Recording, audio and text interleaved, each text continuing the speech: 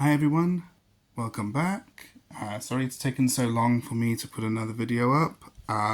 With a new baby in a new house, it's finding the time to even read books anymore. It's just getting rarer and rarer. But today I'm going to be talking about The Fall of Gondolin by J.R.R Tolkien, edited by his son Christopher Tolkien.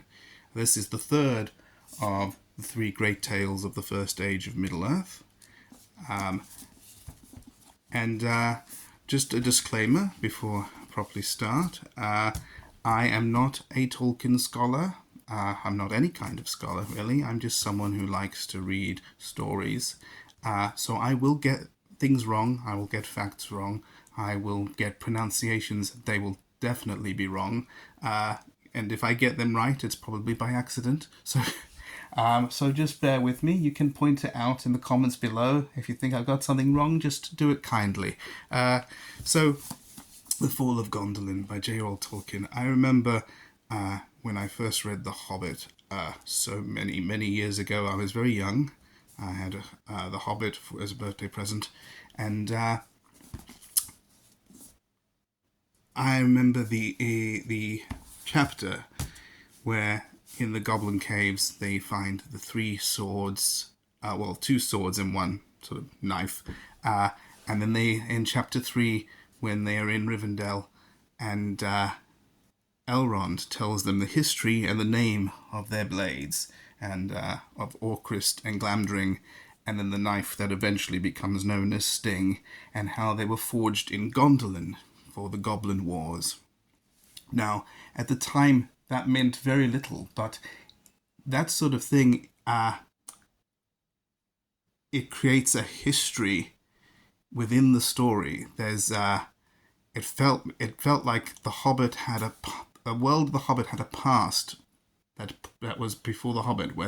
Whether I thought it was from another book or just background, it gives the world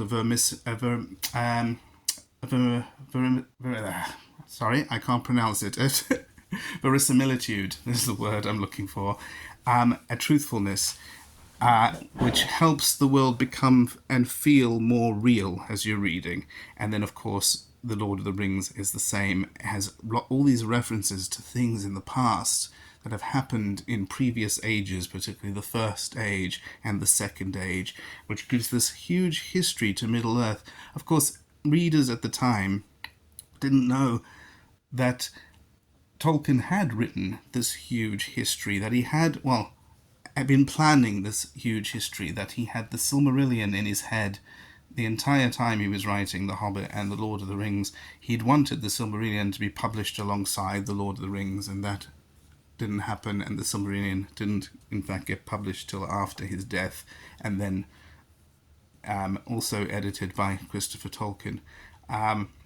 He never really finished the Silmarillion in his lifetime. He was always working on it and changing on it, and that, of course, is also the three great tales, which of the First Age. So I've already spoken about the Children of Hurin, and I've already spoken about Beren and Luthien, and you can find those videos on my channel. So now this is the third and last one. It is also the final book to be edited by Christopher Tolkien before his death, before he passed away. So this is done very much in the same style as the Beren and Luthien book, as in it's not really a fantasy novel, which you can just pick up and read the story. This is a scholarly work with a heavy editorial voice, lots of commentary by Christopher Tolkien. It contains different versions of the same story because Tolkien never completed The Fall of Gondolin. He was rewriting it, revising it, changing it, and those different versions of the story can be found in this book. Some of them have been published before. A summary version of it is found in the Silmarillion. The latest version, the final version of The Fall of Gondolin, could be found in Unfinished Tales. The first tale in Unfinished Tales is of Tuor and he's coming to Gondolin. Both of those versions are also in here as well as the other versions as well. So we've got the original tale of the Fall of Gondolin, which is the most complete version, as we've got the beginning, the middle, and the end of the story. But he hadn't polished it off yet. Some of the names are different, details are different. Middle Earth isn't quite Middle Earth yet. There's no first age, no second age, no third age. There's just the legend that he was writing. You have Tuor, the main character, who is there, and he is tasked by one of the Valar, one of the gods of Middle Earth, the Valar, Ulmo, the lord of the waters and the seas, to go and find the hidden city of Gondolin, the elvish city of Gondolin, and to warn the king about, in the original tale, Melkor, or Morgoth, that he was coming. He ends up staying in Gondolin. He falls in love with the king's daughter. The king's right-hand elf gets jealous. Sorry, spoilers. There is a betrayal. The jealous elf ends up betraying Gondolin to Melkor, who then sends his armies. There is a very, very long battle sequence with lots of orcs and Balrogs and dragons and an escape. It's all very exciting, but it's written in a very high style, lots of these and thous, so it's not an easy read. And that's just the first version of the story. You've then got the story that was in the Silmarillion, which is again in a high style, but it's a much shortened version. And you've got what's called the Sketch of the Mythology, which is a much shorter summary, but again, it contains the whole story. But then you start to change the details. Tuor is now the son of Huor from the House of Hador, which is the same house that Turambar is from, and he's his first cousin, and he's also an ancestor of Elrond. So everything starts to link together as he revises the story. And then you've got the final version that was in Unfinished Tales, which is the much more detailed version, describes his journeys in a lot of details. And, the version that might have become a novel had it been finished is the final version. Unfortunately, it ends right as he reaches Gondolin and doesn't continue from there.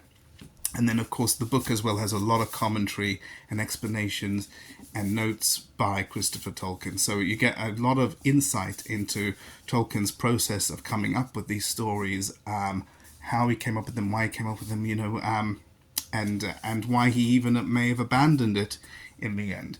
But if you've read the Silmarillion and you've got Unfinished Tales, you already know the story, so why would you want to buy this book? Well, the answer is very simple. You can see it on the cover as well. The illustrations by Alan Lee really, really make this. You've got a beautiful cover here of Tuor standing there with his spear, the city of Gondolin, and on the back you've got Ulmo rising out of the ocean.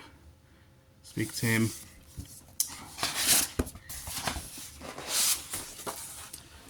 Take it out. End papers are plain,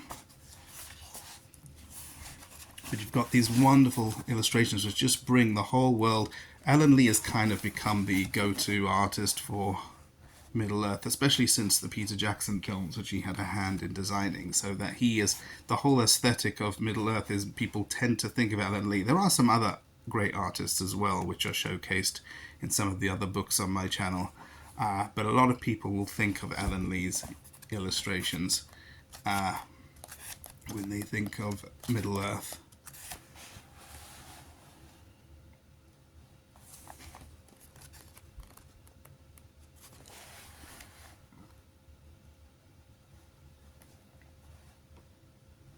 We've got the dragons and the Balrogs all attacking. And then we have Glorfindel fighting the Balrog.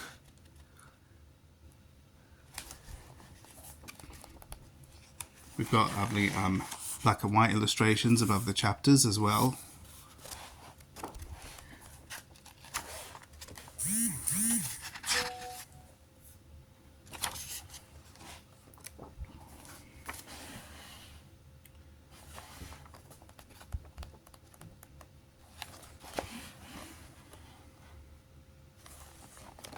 Lovely.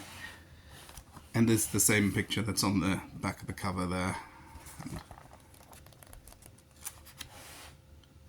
So why do I think these great tales, why are they important to the Lord of the Rings and the Hobbit? Well, I think I said it in my Beren and Luthien discussion.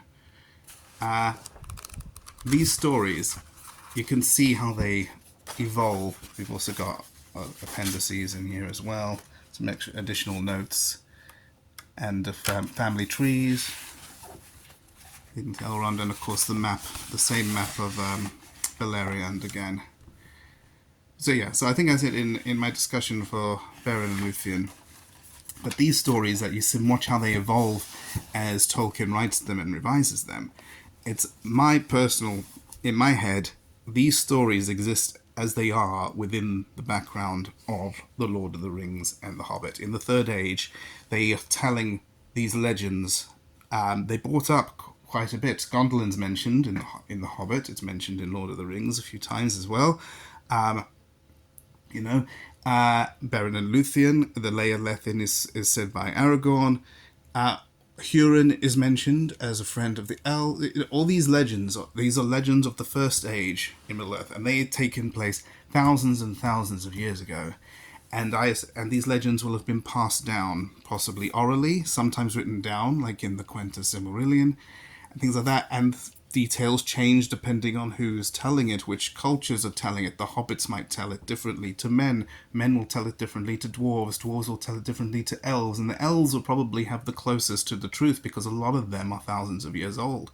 But there'll be these different versions. So in my head, these versions of the story, the legends, are the versions that are floating around out there during the Third Age of Middle-earth, that they're telling each other.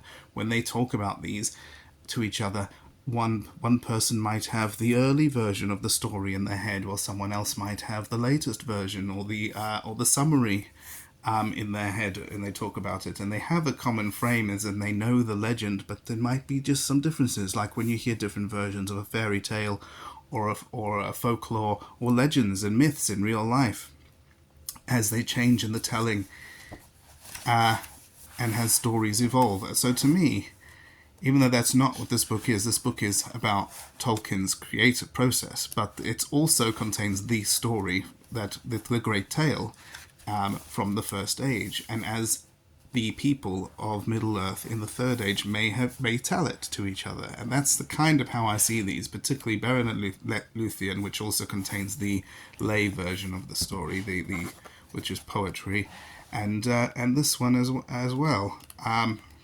So it fills in those blanks, that history, as I was saying, which makes the world of Middle-earth feel just that little bit more real when you're reading it and you go into the story. This doesn't matter to everyone, obviously. This is just something I like to have. I like to make stories feel like I'm involved, like it's more real. I like stories, and I like to make stories fit. A lot of people who just want to read a good fantasy story, they might not be interested even in these. These aren't really fantasy novels. They're not an easy read by any means. But if you're like me and you like those little details and you like to know the history of things, then these three great tales are definitely worth your time. Not just for the pictures and the artwork, for the writing as well. All the tales are great and beautiful in their own right. I could definitely recommend this book, the last one that Christopher Tolkien edited before he passed away, so we're not getting any more from him. There is another book now that comes after this, which is edited by someone else, and hopefully at some point we'll be going through that on the channel as well. This is the last book about the First Age, though. Again, if you've read the Silmarillion, if you've read Unfinished Tales, you probably already know this story, but this will give you some more details that you might not have known. Some of those other details might be found in Christopher Tolkien's History of Middle-earth. I don't actually know because I've not read those. So that's what I think of this. Hopefully you enjoyed it. Let me know what you think. Comment below. Give us a like. If you want to see more of this sort of thing, and tell me what you thought of The Fall of Gondolin, if you've read The Fall of Gondolin, or if I've maybe convinced you that this is something you'd like to read. Let me know. I will say goodbye.